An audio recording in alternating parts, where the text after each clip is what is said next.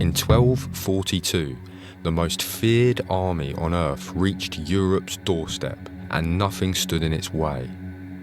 Cities were burning, kingdoms were collapsing, entire armies had already been erased. The Mongols had never turned back, and then, at the edge of total conquest, they stopped. They turned back. The advance was an expansion at full momentum, and the Mongol army moved with coordination. Europe had never seen this before.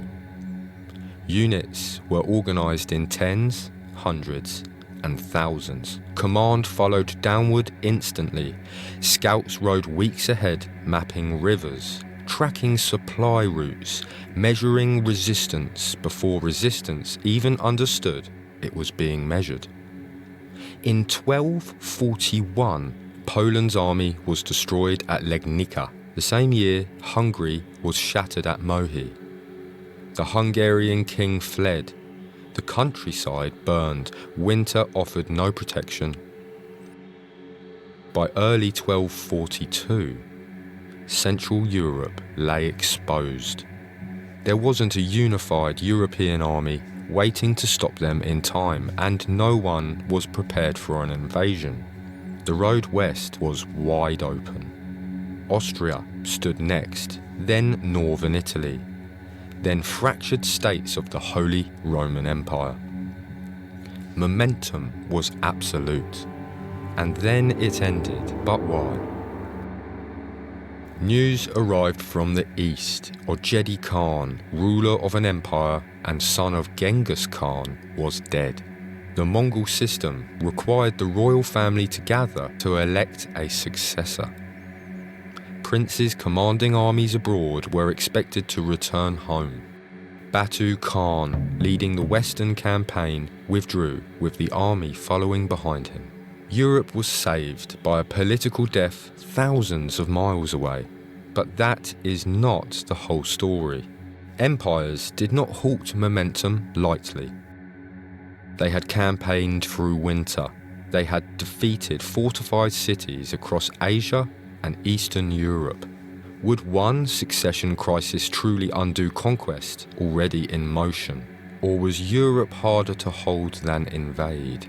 Hungary had been devastated, but devastated land does not easily supply an occupying force. The Hungarian plans, soaked by seasonal floods in 1242, became mud and marsh. Horse-based armies depended on grazing, and war horses required vast open pasture. Without stable supply and a political submission, conquest became an overextension.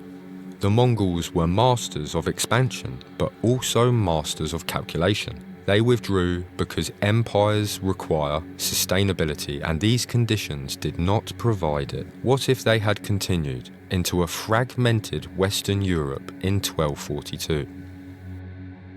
France was divided by loyalties.